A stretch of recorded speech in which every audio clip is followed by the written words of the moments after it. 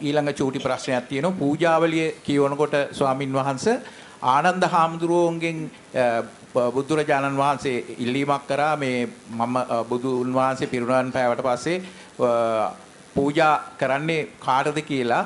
ඒදී මේ ආනන්ද බෝධියක් ගැන අනුමැතිය දීලා තියෙනවා පූජා කරන්න කියලා. ඔය ඒකත් මේ පූජාවලිය කෙසේ තිබුණත් ත්‍රිපිටකයේ තියෙන්නේ බුදුහාමුදුරුවම අර අනේ පිළිසිටුතුමා සකස් කළ දුන්න ජේතවනාරාමේ දෙව්රම් මෙහෙරේ ආනන්ද හාමුදුරුව ඇහුවා බුදුහාමුදුරුව නැති වෙලාවක.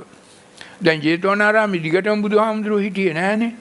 ඉතින් ඒක නිසා ජේතවනාරාමේ බුදුහාමුදුරුව නැත්නම් දාන ගේනවා දායකයෝ. එතකොට මොකද කරන්න කියලා ඒ අනුව තමයි මේ ඉරිවඩුන්නේ බෝධීන් වහන්සේගෙන් බෝ අංකුරයක් ගෙනල්ලා ආනන්ද බෝධිය හැටියට තැන්පත් කළා. ඒ බෝධීන් වහන්සේ ගාව මේ බුදු පිළිමයක් කතාවක් තිබුණේ නැහැ කොහෙවත්. පස්සේ කාලෙක සිරිපතුල තමයි තිබ්බේ. ඒ බෝධීන් වහන්සේ ගාව මේ බුද්ධ පූජාව පූජා කරන්න කිව්වා. එහෙමයි තියෙන්නේ. ඒ බෝධිය මේ ස්වාමීන් වහන්සේ මේ ලංකාවේ කොහෙද තියෙන්නේ? දැන් තියෙන්නේ හිරිවඩුන්නේ මේ රිටිගල දැනුටත් ඔය බුදුහාමුදුරුවන් හදලා දුන්න කුටියට පහලින් ඔය බෝධීන් වහන්සේ බොහොම අබල් දුබල් වෙලා තියෙනවා.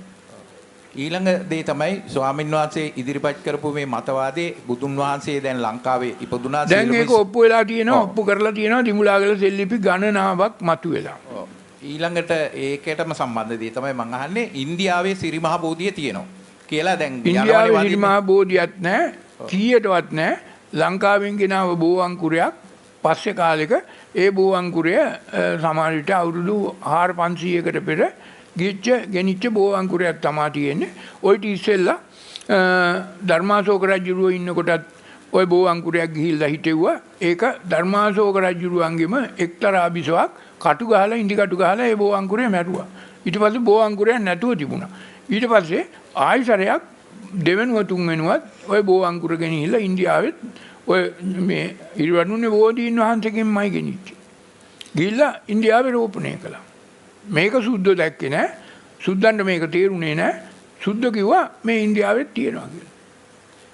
හොඳයි ස්වාමීන් වහන්සේ අපි අඳුරේ වැටිච්ච අයට නිවැරදි මාර්ගය පෙන්වලා දෙන්න තවදුරටත් ඔබ වහන්සේට දීර්ඝායු ලැබේවා කියලා මා ප්‍රාර්ථනා කරනවා.